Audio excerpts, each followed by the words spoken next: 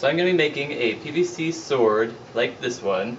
What we'll need is a 2-foot piece of electric conduit and a 7-inch piece, as well as something to heat it up with. Alright, I'm going to be measuring about 5.5 inches into the 2-foot piece, and that's going to be the handle.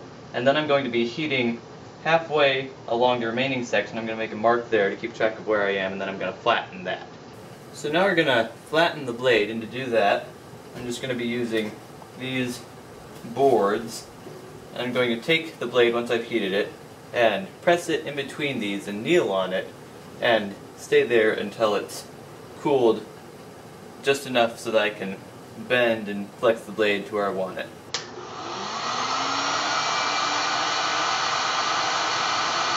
I'm going to just get some air up inside of it, keep it nice and warm, and then I'm going to be running it back and forth through the heat for about 5 minutes. Okay, so I'm just about done, and when I'm done with this, I'm going to flatten it. Okay, once you take it out from in between the boards, check and see if it's trying to expand back into its normal shape. If it is, put it back in between the boards. If not, then you'll want to bend it very lightly, just a little curve on this one. You might have to muscle it a little bit if it's been there too long. Alright, I'm going to heat the other half of the blade now, and I do it in halves because if you do it the whole thing, it can't get heated evenly very easily, and sometimes it can be lumpy when you try to flatten it, so I do it in sections to make it more smooth. So I'm just going to do that. Okay, now I'm going to flatten this half.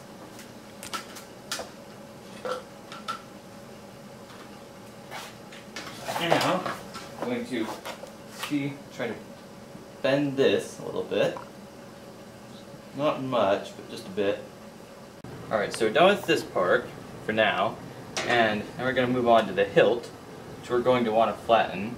So we're going to need to heat it up, which can be kind of tricky because you got to heat the whole thing up. I just wore gloves and just sort of tossed it back and forth between them. So that's how you do that. I'm going to actually switch over one I've already done. We're going to be working with this now. Okay, so we're going to take this and we're going to put a number of marks on it. The first one we're going to want to make about 1 inch from the end, and then we're going to want to put another one about 1 3/4 inches in that area from the end.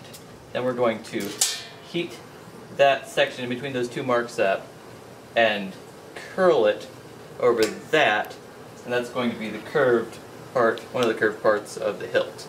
Alright, so this goes pretty quick, and once it's just starting to warp a little bit, you want to take it at the heat and just curl it over. Anything really will work, any round object. You'll just have to hold it there for a while until it cools and isn't flexing anymore. Okay, so now we're going to have to put another mark from the other end. We're going to want to make the first one about 1 1/4 inches from the end, and the second one is going to need to be about 2 1/4 inches from the end. Okay, so this is done. We're going to take it, and I'm going to use a slightly larger object because I want a wider curve on this one. Just bend it over like that, and just hold it until it's not trying to go back to its original position anymore. Okay, so once this is cooled and it is stable, I'm just going to take the sword blade and hold it up against there, and depending on where I want it to be on the hilt, I'm just going to take it there and make a mark on either end to know where to put the hole in the hilt. So I'm going to slightly heat up around those two marks so that it's a little easier to drill through. Alright, so I'm going to take the hilt and put it on top of a little piece of wood so I'm not damaging what's underneath it, and I'm going to take a 5/16 drill bit and drill just inside of each of the two marks I made.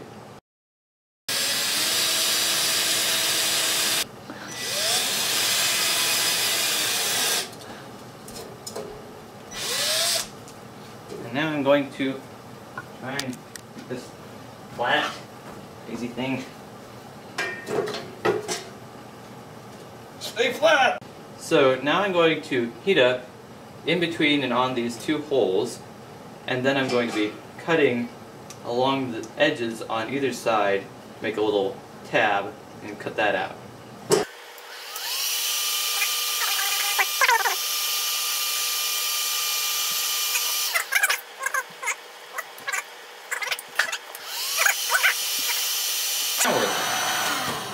By the looks of the mutations.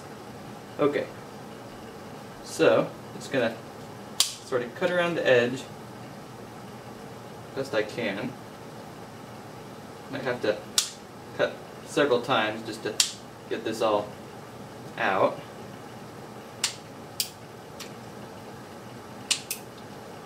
And sharpen my scissors. Just trying to cut out this little tab here. Which can be frustrating. But more tricky parts of this.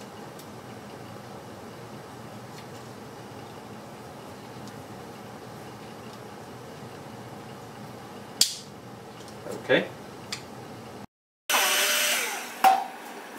Okay, so I heated it up a bit more so I can make sure to get it back nice and flat. Don't want it to be ugly and bumpy.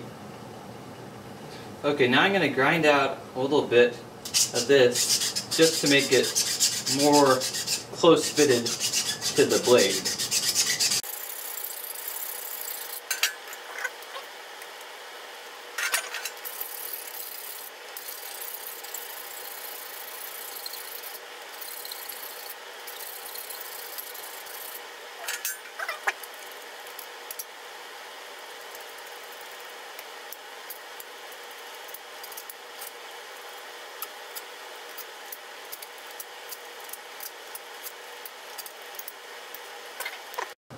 Okay, so now we're going to be making the tip of the sword.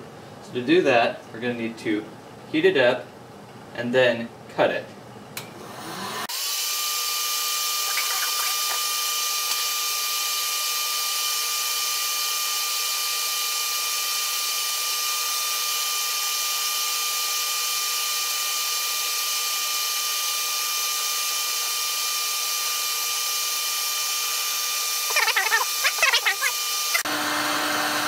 So, now that this is getting heated, I'm just going to cut about that angle.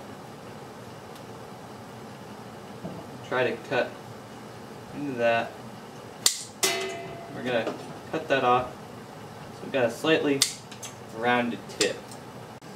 Okay, now we're going to want to get the tip flattened again. So what I like to do is just wiggle it around so it gets evenly flattened. Do that a bit. I'll flip it over.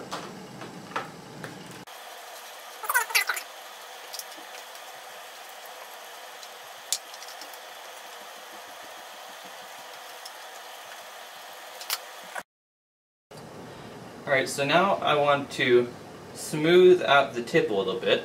So I'm just going to grind at it for a while with this. Probably want to find the roughest file you can for this. And it'll just take a while and try and get it down to where it's as smooth as you want it to be. It might take several minutes to get it there. Okay, so I've about got this where I want. I'm just going to do the last little bit and smooth away the bits and pieces, sort of polish around.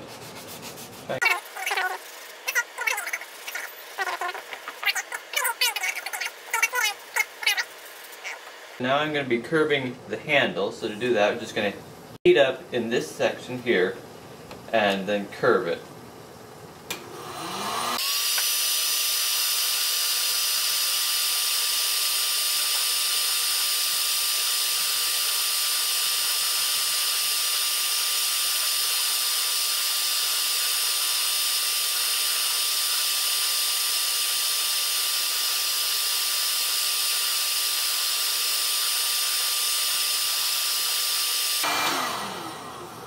So now I can just hold it like that carefully and try and make sure that it's lined up with the blade and not bending off to one way or the other, but just to keep it nice and stable like this, in line with the blade.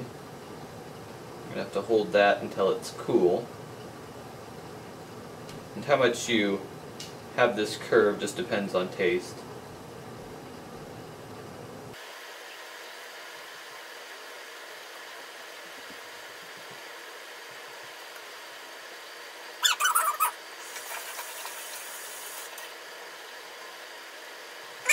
Okay, so now we're going to be putting the hilt onto the blade.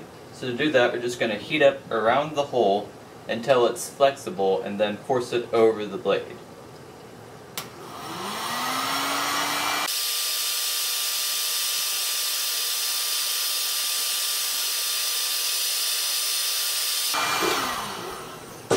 So I'm going to put a little pressure on it from this. Just make sure it's still flat. And don't hold it too long there. And then take it, make sure I've got it lined up the right way. And just force it over the blade until it's there. A little bit further. And that is good. Okay, so the hilt has cooled down now, and this is just about done. If you want, you can put something for a pommel on there. I would just use a cap, put that on there, but that's not absolutely necessary. It just makes it look a little nicer. So that's this.